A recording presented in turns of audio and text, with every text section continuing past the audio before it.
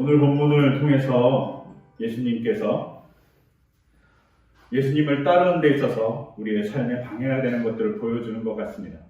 우리가 잘 아는 본문이기도 하지만 먼저 보여지는 본문은 부자 청년에 대한 이야기입니다.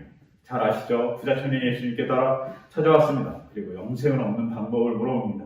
그러자 예수님이 율법을 지켜라 이렇게 얘기합니다. 자기 다 지켰다고 얘기합니다. 그러자 예수님이 이렇게 얘기하시죠. 네 재산을 다 팔아서 가난한 자에게 나눠주고 그리고 나를 따라라 라고 얘기합니다. 그리고 오늘 본문의 이야기가 나옵니다. 부자는 하늘나라에 들어가기 어렵다. 근데 마태복음에서는 또 뭐라고 얘기하냐면 낙타가 들어가는데 하늘나라에 들어가는 것보다 낙타가 바늘길을 통하는 것이 더 쉽다. 낙타가 훨씬 바늘길 통과하는 게 더 낫다. 이렇게 얘기하는 거죠. 근데 여기서 중요한 건 앞절에서는 하늘나라이지만 낙타 얘기를 할 때는 하나님의 나라입니다. 그렇게 강조되어 있는 거죠. 마태복음에서는 대부분 하늘나라, 천국 이렇게 기억되죠. 근데 갑자기 여기서 하늘나라, 하나님의 나라라고 얘기합니다. 중요한 거죠. 근데 이 말씀, 부자가 하늘나라에 들어가기 어렵다. 이 말씀을 들으면 제자도 화들짝 놀라지만 저희도 화들짝 놀랍니다. 부자가 하늘나라에 들어가기 어렵다니 어렵지 않습니까? 그럼 부자가 악한 사람일까 이렇게 질문하게 되잖아요. 얼마 전 몇 년 전에 모에서 카드 광고에 이런 얘기가 있었습니다. 여러분 부자 되세요 하면서 광고모들이 막 얘기해 줬습니다. 우리가 그리고 그에 많은 사람들이 서로 첫해 인사를 하고 첫해 축복을 해주면서 부자 되세요 이런 얘기를 정말 많이 했던 기억이 있습니다. 또한 요사이 많이 논란이 되는 게 뭡니까? 부동산, 그 다음에 비트코인, 그리고 취업 청탁입니다. 기본적으로 우리가 이런 것들을 막 관심 두는 건 우리의 삶의 안정 때문입니다. 혹은 우리의 주거의 안정 때문입니다. 그리고 자아의 성취도 있습니다. 하지만 부자가 되는 것이 주요한 목적입니다. 그래서 한때 아이들에게 이렇게 너 꿈이 뭐니? 이렇게 물어보면 저희 때는 대통령, 장군, 과학자 뭐 이랬는데 요새 아이들은 뭐 유튜버 뭐 이렇게 얘기합니다. 근데 그 유튜버가 돼갖고 뭘 하고 싶냐? 그러면 건물을 사고 싶다는 겁니다. 건물주가 되는 것이죠. 그래서 유명한 유튜버도 그리고 연예인도 부동산에 대한 얘기를 합니다. 건물이 중요한 거예요. 돈을 벌 수 있는 수단이 되게 중요한 거예요. 그래서 몇 년 전 유행했던 말이 창조주 위의 건물주였습니다.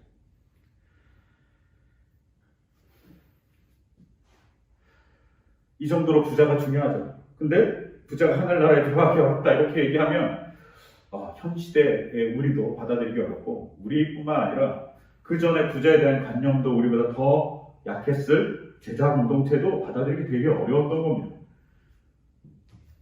낙타가 바늘귀에 들어가는 것보다 하늘나라에 들어가는 것이 정말 어렵다라고 부자가 이렇게 얘기합니다. 그리고 화들짝 놀라잖아요.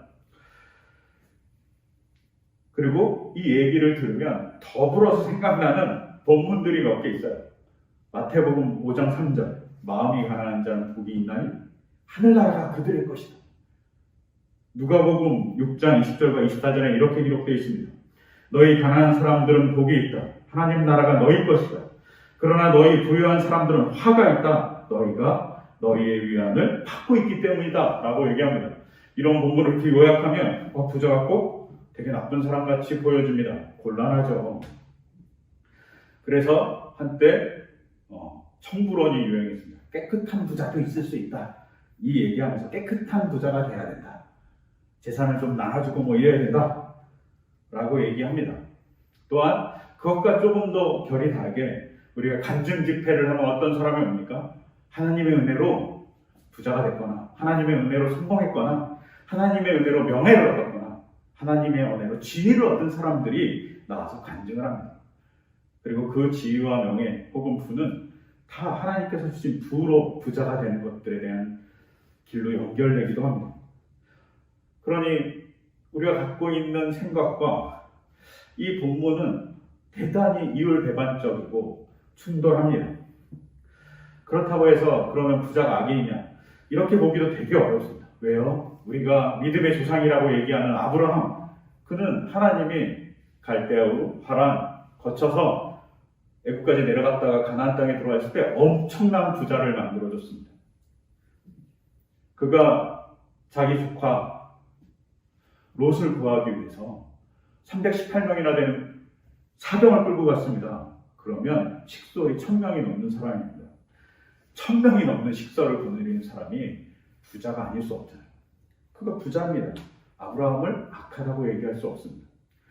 또한 어떻습니까? 성전을 지었던 다윗, 그리고 성전을 짓기 위해서 제사를 모았던 다윗, 그리고 성전을 지었던 솔로몬은 엄청난 부자입니다.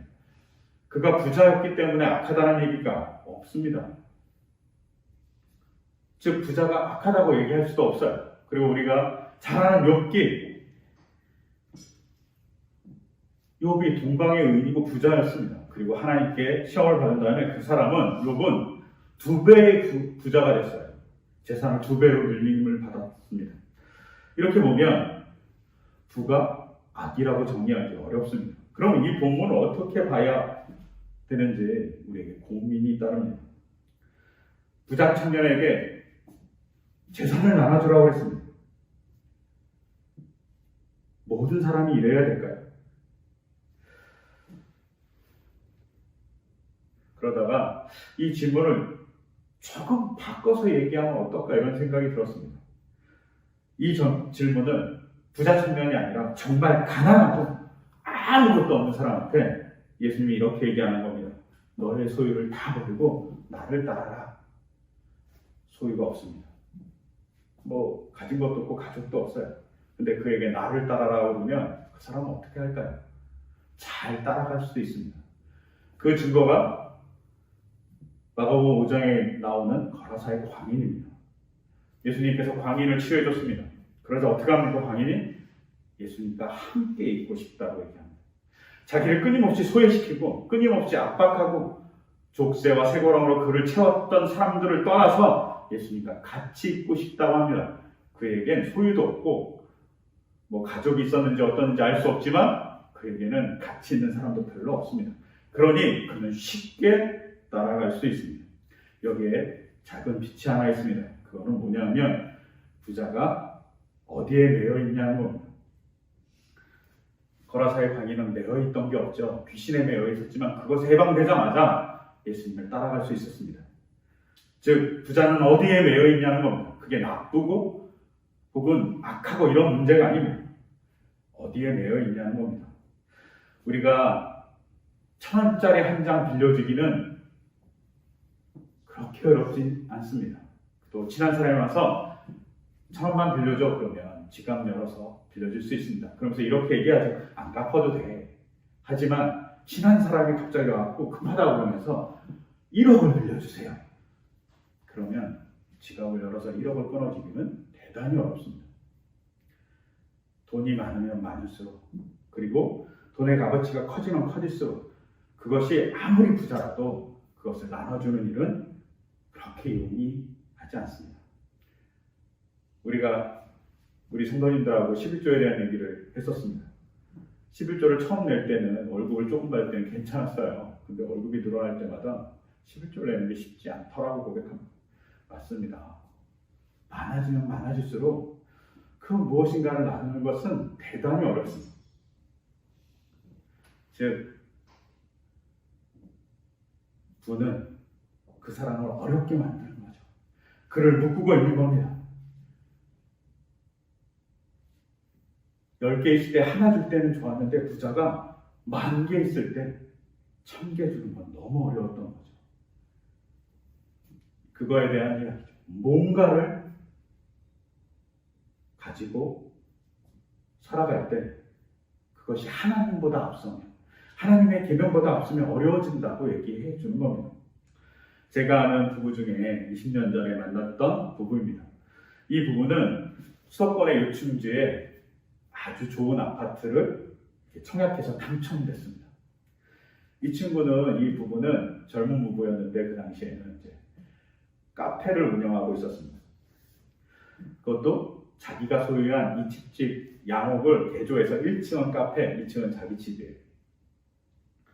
그러니까 카페를 시내에서 운영하면서 또 수도권 외곽 지역에 아주 좋은 아파트를 당첨당한 거죠. 근데 이 친구가 정말 카페 일을 열심히 했습니다. 그리고 당첨당한 그 집을 살 수 없으니까 카페를 운영해야 되니까 어쩔 수 없이 전세를 줬습니다. 그리고 나서 이 친구가 한 1년 지난 다음에 이런 얘기를 하는 겁니다. 1년 지나서 집값을 보니까 내가 왜 카페에서 일하나 이런 생각이 든다는 겁니다. 왜냐고 여쭤봤습니다. 그랬더니 이렇게 얘기하는 겁니다. 자기가 1년 열심히 일한 것보다 집값이 더 많이 올랐다. 이게 어렵더라고요. 젊은 친구가 열심히 노동해서 얻는 수입보다 집값이 더 오르니까 고민이 된다는 겁니다. 그리고 신앙의 양심에 이게 맞는지 너무 헷갈린다는 겁니다. 그러면서 갈등하는 모습을 보였습니다. 왜요? 그 갈등은 선하기도 하지만 악하기도 합니다. 왜요? 돈을 더 많이 벌고 싶은 욕심이 존재하기 때문입니다. 그래서 집 장사를 하는 게 좋지 않을까요? 뭐 이런 얘기를 했습니다. 또 그 집을 지어서 팔던 집이기도 했거든요. 그러니까 이런 것이 더 좋지 않을까라는 고민을 신앙적으로 갈등한다고 얘기해 준 것을 들은 적이 있습니다. 즉, 돈의 문제가 강해지면 우리는 가끔 하나님보다 돈이 앞서집니다. 그러면 그 돈이 무상이 되고 그 돈이 하나님과의 관계, 예수님과의 관계를 갖는데 방해 요소가 됩니다. 부자에게 있어서, 부자 청년에게 있어서 방해 요소가 하나 있었던 거죠. 그게 뭐냐면 돈이었던 거죠. 이것을 다른 걸로 바꿔서 얘기하면 돈만 그렇지 않습니다. 어떤 사람이 사회적 지위가 높습니다. 근데 그 높은 사회적 지위를 가지고 하나님을 섬기고 이웃을 섬기고 공동체의 많은 사람들을 받아들여서 행복하게 만들어주는 시도를 하는 것이 당연한 건데 그거를 하기 싫을 때가 존재하기도 합니다. 최근 유재정 배우가 영국 영화 아카데미에서 여우조원상을 받으면서 수상 소감을 얘기했어요. 영국 사람들을 보면서 스노비시라는 영어 단어를 썼습니다. 이 스노비시라는 말이 이렇게 잘난 체하다 뭐 이런 뜻이라고 합니다. 근데 사실은 이 스노비시라는 이 단어는 사실 라틴어 시네 노빌리타테라는 단어에서 왔습니다. 시네는 이렇게 없다라는 뜻이에요. 그리고 노빌리타테라는 말은 자비라는 뜻이에요. 그러니까 자기가 없는 사람이라는 뜻이에요. 이게 왜 생겼냐면 근대에 들어서 산업혁명이 일어나고 이제 평민들도 옥스퍼드대, 캠브리지대를 들어가게 됐습니다. 근데 귀족들이 너무 마음에 들지 않는 거예요. 평민들이 들어오는 것이. 그러니까 그 평민들을 향해서 뭐라고 했냐면 시네 노빌리타테라고 얘기했습니다. 자기 없는 사람들. 자기 없는 사람들이 우리가 다니는 학교에 들어왔어 라고 하면서 얘기했고 그것이 줄어들어서 스노브가 됐고 스노비시라는 말이 나온 겁니다. 즉 이 스노비시라는 말은 상대방에게 높은 자기가 없으면 불쾌해하는 사람들을 일으키는 거예요. 자기 공동체가 아주 높은 지위를 가졌는데 자꾸 누가 들어오면 낮은 지위를 가진 사람이 들어오면 싫어하는 사람들인 거죠. 자기 나름대로의 집단, 우리가 얘기하는 카르텔을 만든 겁니다. 이런 모습들을 갖고 스노비시라고 얘기합니다.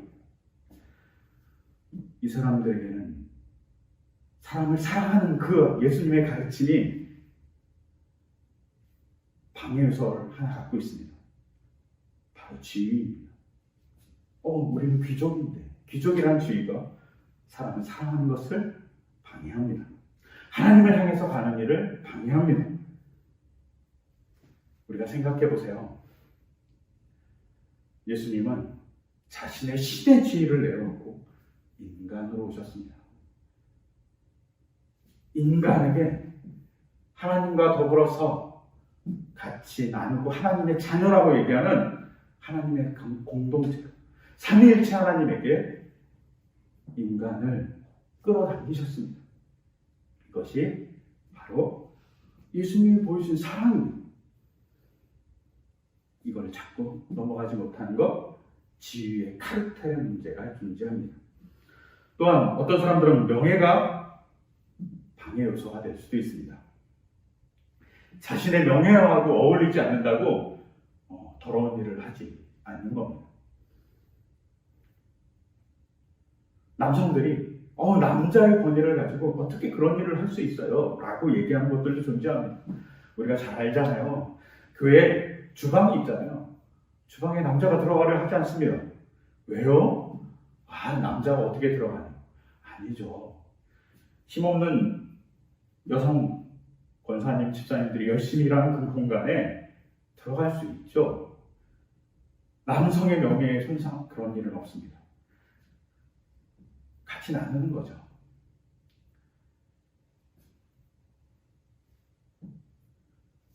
예수님도 이 땅에 오셨습니다. 이 땅에 오셔서 신의 명예를 버리고 인간으로 오셨습니다. 인간으로 오셔서 귀족으로 오신 게 아니라 가장 천한 공간에 오셨습니다. 누울 자리가 없어서 구유에 오셨다고 우리가 얘기하지 않습니까? 또한 인간의 명예를 버리기 위해서 알몸으로 십자가를 지시기까지 합니다. 이게 예수님의 명예를 버려주신 사랑의 모습입니다. 근데 우리가 그 명예를 자꾸 생각하다 보면 예수님의 사랑, 예수님의 배려, 예수님의 나눔을 잊어버릴 때가 존재합니다. 또한 권력이 문제가 될 때도 있습니다. 권력을 내려놓기 싫은 겁니다. 계속 잡고 있고 싶습니다. 그래서 발생한 게 뭡니까? 지금의 미얀마 사태입니다. 그렇게 죽여놓고도 부끄러워하지 않습니다. 왜요? 권력을 유지해야 되니까요. 권력이 사람의 생명보다 중요하니까요. 그러니까 폭력을 양산합니다. 근데 주인이시고 하나님이신 예수님이 인간을 섬기기 위해서 우리가 차양한 대로 제자들의 발을 씻겨주셨습니다. 권력도 예수님의 사랑 앞에 내려놓을 때가 필요합니다. 또한 우리를 막고 있는 것들이 있을 수 있습니다. 바로 경험입니다. 경험을 가지고 판단하면서 내가 다 알아 라고 얘기하는 것이 가끔은 우리가 하나님의 일을 막을 때가 있습니다. 제가 이제 50이 넘어서 여러 경험들을 하고 어설픈 경험들이 조금씩 쌓여왔습니다. 그러니까 자꾸 과거를 얘기합니다. 근데 세상은 변했고 세상은 변하는 것을 통해서 많은 다른 이야기를 하고 있는데 제 경험으로 판단하고 잣대를 대는 겁니다. 그러니까 문제가 발생하는 거죠. 다양성이 있고 다른 경험들이 존재하는데 그것을 보도록 하지 않습니다. 예수님은 신으로서 있습니다. 신의 경험이 있는 거잖아요. 그런데 예수님이 인간의 경험 안으로 들어옵니다. 인간의 긴 역사가 아니라 짧은 역사 안에 들어옵니다. 생각해 보십시오. 창조 때부터 계신, 그 전부터 계셨던 예수님이 33년의 기간이라면 그 33년의 짧은 기간 동안 인간의 삶의 경험에 들어오셨습니다. 그러면 인간에 대해서 이해하시고 인간을 사랑하시는 모습들을 보여줍니다. 즉 신은 자신의 경험을 창조부터 시작해서 끝까지 영원무궁한 그 경험을 인간의 짧은 시간 안에 녹여놓으셨습니다. 그리고 인간을 보고 계시는 거예요. 같이 경험하시는 거죠. 즉 경험의 문제를 우리는 생각해 봐야 합니다. 경험이 가끔은 우리를 하나님 앞에 나가는 것을 막을 때가 존재합니다. 또 지식도 마찬가지입니다. 지식이 많다고 내가 알기엔 이거라고 얘기하면서 사람들을 괴롭히는 일들도 존재합니다. 그 대표적인 케이스가 뭡니까? 예수님 당시의 율법학자들은 자신이 알고 있는 지식을 통해서 메시아인 예수님을 죽여버리는 일이 발생했습니다. 자신의 지식이 얼마나 작다는 사실을 잘 알지 못하는 것이죠. 지식을 내려놓지 못하면 어려움이 존재할 때도 존재합니다. 또 가끔은 사람이 족쇄가 될 때도 있습니다. 여러분, 그래서 예수님은 가족이 족쇄가 될 때도 있다고 얘기하시는 겁니다. 무엇이 가장 우선순위가 되어야 되는지 얘기하실 때 사랑의 눈으로 하나님을 바라보고 하나님이 우선순위가 되는 그 빛 하에서 돈도 보고 경력도 보고 그리고 우리의 삶의 자리도 보고 명예도 보고 지위도 보고 그것을 통해서 세상을 보라고 얘기하시는 겁니다. 우리가 간절히 기도해야 됩니다. 돈의 문제가 아니라 무엇이 하나님을 향해서 가고 있는 것을 하나님을 믿고 따르는 일을 막고 있는지 우리는 바라봐야만 합니다. 또한 두 번째 방해가 되는 요소가 있습니다. 그것은 오늘 읽었던 시편의 내용입니다. 시편을 읽어보면 이렇게 되어 있습니다. 하나님은 마음이 정직한 사람과 마음이 정결한 사람에게 선을 베푸시는 분이거나, 자기의 지식이죠. 자기의 짧은 지식입니다. 근데 그 지식으로 봤더니 나는 그 확신을 잃고 넘어질 뻔했구나. 그 믿음을 버리고 미끄러질 뻔했구나. 그것은 내가 거만한 자를 시샘하고 악인들이 누리는 평안을 부러워했기 때문이다 라고 얘기합니다. 시편 73편의 시인은 악인들이 평안하게 사는 것을 보면서 그 거만한 사람들이 잘 사는 거 보면서 시기하고 질투하는 겁니다. 자기가 보기에는 권선징악이어야 되는데 그게 안 되는 겁니다. 근데 이 본문, 특히 시편 73편 3절에 거만한 자라는 이 말을 히브리어로 보면 깜짝 놀랍니다. 왜냐하면 이 히브리어로 보면 이 히브리어의 발음이 홀림입니다. 우리가 잘 아는, 그리고 우리가 뭐 일주일에 몇 번이라도 얘기하는 할렐루야라는 단어와 똑같은 단어입니다. 찬양하는 거죠. 그래서 찬양한다고 얘기했을 때 누구를 찬양하냐? 자기를 찬양하는 것이라고 생각해서 거만하다 이렇게 번역한 겁니다. 그런데 최근 들어서 성경을 공부하는 사람들이 이제 늘어나고 성경 언어가 발달하고 하면서 히브리어에서 또 하나의 발견이 일어났습니다. 이 홀림이라는 이 단어는 할렐루야라는 이 단어가 원래 이제 어근이 할라림, 이 할라라는 이 단어, 이 할라라는 이 단어랑 똑같이 모양은 생겼지만 뜻이 달라요. 즉 우리 인체에 있는 눈과 하늘에서 내리는 눈이 있잖아요, 겨울에. 그 두 개의 눈이 똑같은 글자지만 뜻이 다르듯이 이 할렐루야라는 단어와 홀림이란 이 단어가 똑같은 모양을 가졌지만 뜻이 다릅니다. 그럼 홀림의 뜻은 뭘까요? 홀림의 원래적 뜻은 이런 겁니다. 멍하게 바라보다, 홀리다, 열중시키다, 열심히 뭔가 몰입하다, 이런 의미입니다. 즉 오만한 자라는 말은 최근에 발견된 할라라는 이 뜻에 의하면 홀리는 사람입니다. 자기를 홀리는 사람인 거죠. 누가? 잘 되는 악인. 하나님, 잘 되는 악인을 봤더니 내가 홀립니다. 나를 홀리게 합니다. 이렇게 얘기하는 겁니다. 그리고 그 악인 때문에 내가 하나님을 향한 믿음이 넘어질 뻔했습니다. 신이 이렇게 고백하는 거죠.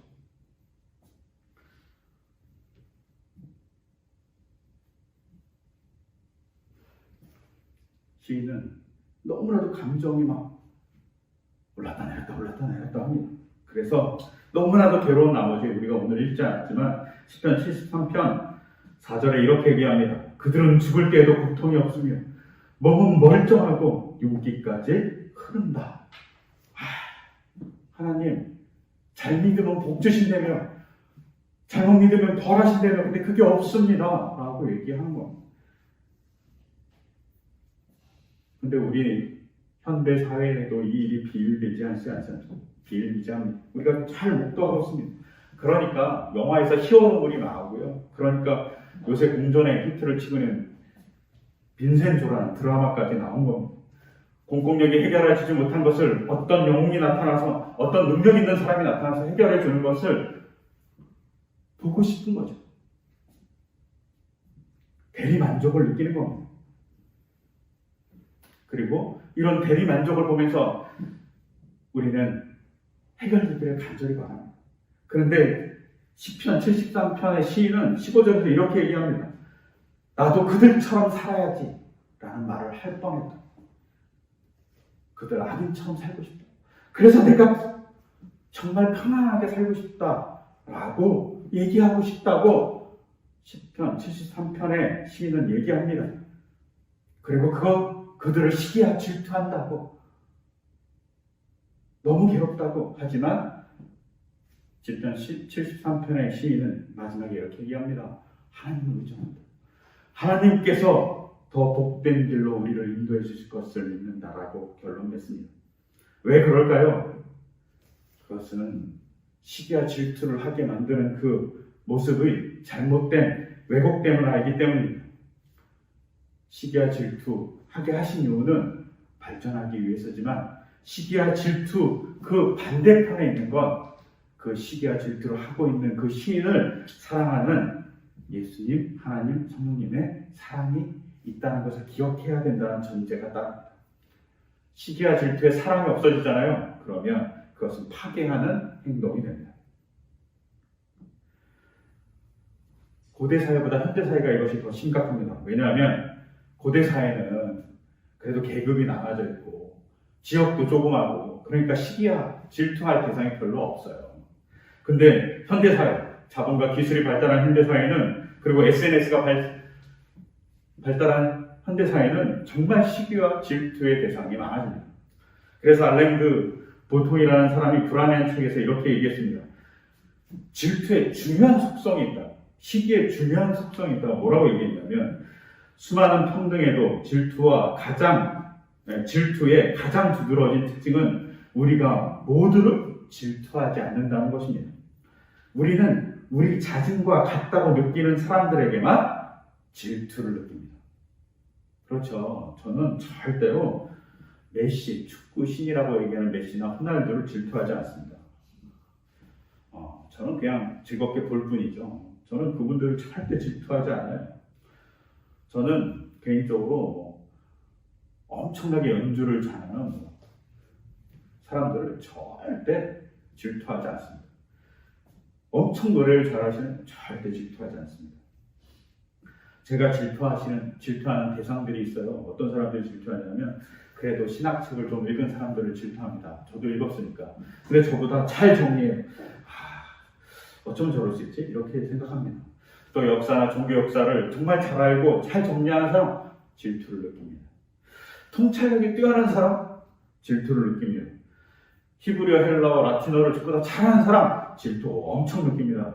사회적 봉사 잘하는 사람 그 사람한테도 질투를 느낍니다. 제가 목공도 좋아하거든요. 목공 잘하는 사람 엄청 질투를 느낍니다.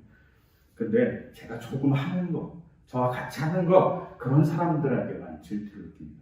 근데 저만 그럴까요? 그렇지 않아요. 대부분 사람 다 그래요. 근데 이 문제는 뭐가 있냐면 오늘날 매스미디어의 발달, 광고, BT 산업, SNS의 발달은 우리가 끊임없이 질투의 대상을 확장하게 만듭니다. 그래서 질투하게 만들죠. 그리고 질투에 노출된 우리는 너무나도 과거보다 더 괴로운 상황에 몰려 있습니다. 그리고 자괴감에 빠지거나 좌절에 빠지거나 그러면서 나는 왜 태어났을까 이런 생각을 하고 하나님이 원망스럽다, 예수님이 정말 원망스럽다 이런 얘기를 하게 될 때가 존재합니다. 근데 그럼 질투라는 걸 주지 마셨어야죠. 하지만 잘못 바라보면 질투하게 됩니다. 잘못 바라보면 질투가 나를 잡아먹히게 만듭니다. 그것을 잘 보여주는 동화가 백설공주와 일곱난장입니다. 저는 개인적으로 안델센 동화나 그림 형제 동화를 좋아하지 않아요. 왜냐하면 너무 잔인해요. 이걸 애들한테 읽혀줘야 되는 동화인가? 너무 궁금해요. 이건 정말 아닌 것 같다는 생각을 들 때가 되게 많아요. 죄송하지만. 근데 백설공주와 일곱난장에 보면 백설공주의 계모죠. 계모가 아름답습니다. 그리고 왕과 결혼했어요. 근데 자기보다 이쁜 우붓딸을 시기와 질투합니다. 그래서 죽이려고 하죠. 생각해 보십시오. 자기가 아름다워서 왕비가 됐습니다. 가족의 사랑을 나누면 되는데 아름다움이라는 그 하나에 집착하니까 어떻게 되냐면 우붓딸을 죽이는 자가 되어버립니다. 시기와 질투를 함에 있어서 잘못된 것을 바라보기 시작하면 누군가를 죽이는 사람이 됩니다. 근데 왜 시기와 질투를 할까요? 알랭드 보통이라는 이 사람은 뭐라고 얘기하냐면 시기와 질투의 가장 큰 원인은 인정받고 싶기 때문이라고 얘기합니다. 인정받고 싶다는 말을 다른 말로 이 사람이 뭐라고 얘기하냐면 사랑받고 싶어서라고 얘기합니다. 그러면 다시 백설공주 이야기로 돌아가면 백설공주의 어머니 계모는 사랑받고 있는 사람이죠. 누구한테? 왕에게 사랑받고 있는 사람입니다. 근데 그것을 바라보지 않고 그냥 아름다움만 바라보면 자기 딸을 죽이는 사람이 됩니다. 여러분, 시기와 질투는 우리를 발전시키는 동력이 됩니다. 그래서 아들러가 열등감이 우리를 발전시키는 동력이라고 얘기했습니다. 동력이 될 수 있어요. 그런데 그것이 진짜 동력이 되려면 그 동전의 양면같이 반대면에 뭐가 있어야 되냐면 내가 사랑받고 있는 사람이라는 자각이 필요합니다. 하나님은 네가 사랑받고 있는 사람이라는 자각을 익히기 위해서 삶에다가 십자가라는 광고판을 다셨습니다. 십자가라는 표지판을 달아서 모든 사람이 볼 수 있게 내가 너를 사랑해 라고 얘기하십니다. 네가 부족한 것 때문에 시기와 질투하지. 그런데 너를 발전시키려고 그런 거야. 내가 너를 사랑해 라고 하나님의 십자가를 달아놓으셨습니다. 그리고 계속 보기를 원하시죠. 내가 사랑해. 현수막을 달아놓은 거죠. 내가 널 사랑해. 성삼위일체 하나님이 십자가를 통해서 삼위에서 외치는 겁니다. 시기와 질투의 노예가 되지 마. 내가 준 감정이지만 그것이 너를 위해서 내가 사랑하기 때문에 준 감정이야. 그걸 가지고 잘 살 수 있으면 너는 멋진 사람이 될 수 있어. 내가 그러기 위해서 사랑한다고 얘기하는 거야 라고 얘기합니다. 그래서 성삼위 일체의 하나님께서는 십자가에서 이렇게 외치십니다. 내가 널 사랑한다. 그러니 제발 날 통해서 너 자신을 보고 너의 가족을 보고 너의 친구를 보고 타인을 보고 너와 비슷한 사람을 보고 자신의 과거와 현재와 미래를 보고 그리고 세상을 좀 봐라. 그러면 하나님 향해서 갈 수 있다. 믿음이 흔들리지 않는다. 그런데 동전의 양면 같은 시기와 질투와 하나님의 사랑, 그 중에 동전의 한 면인 시기와 질투만 보면 너는 백설공주의 어머니 계모와 같은 사람이 될 수 있다. 자신도 남도 파괴한다고 얘기하는 겁니다. 여러분, 오늘 믿음을 방해하는 것들 두 가지를 얘기합니다. 하나는 부자 청년의 부입니다. 그가 가장 소중하게 생각하는 겁니다. 하나님보다 더 귀하게 생각하는 건 믿음을 방해한다고 얘기하는 겁니다. 그것이 돈이든 부든 생각이든 지위든 명예든 권력이든 경험이든 사상이든 가족이든 그것이 방해가 된다고 얘기하시는 겁니다. 두 번째는 믿음을 방해하는 건 사랑이 사라진 시기와 질투입니다. 자기가 사랑받고 있다는 자각을 못하는 시기와 질투는 자기도 남도 하나님을 향해서 가는 길도 파괴하는 것이라고 얘기합니다. 그래서 베드로전서 1장 13절은 이렇게 말씀합니다. 여러분, 마음을 단단히 먹고 정신을 차려서 예수 그리스도께서 나타나실 때에 여러분이 받을 은혜를 끝까지 바라고 있으십시오 라고 얘기합니다. 정신을 차리고 여러분이 받을 은혜를, 받을 사랑을 끝까지 붙들고 나가라고 얘기하고 있는 겁니다. 그때 우리의 믿음이 흔들리지 않습니다. 그리고 그 믿음을 통해서 예수님을 만나고 예수님 때문에 즐거움을 경험하는 시간이 될 거라고 믿습니다. 그럼 우리가 될 수 있도록 시간 잠시 제가 같이 기도드리겠습니다. 다시 기도드리겠습니다. 하나님, 우리의 삶에 믿음을 흔들리게 하는 많은 요소들이 있습니다. 그 믿음이 흔들릴 때마다 찾아오셔서 우리에게 사랑한다고 얘기해 주시고 십자가, 그 삶에 있었던 그 십자가가 외치는 사랑의 목소리를 우리의 심장이, 우리의 귀가, 우리의 눈이 보고 듣고 만나기를 소망합니다. 그를 통해 시기와 질투, 열등감의 노예가 되지 않도록 주께서 지켜주시길 간절히 소망하며 이 주 예수 그리스도의 이름으로 기도드립니다.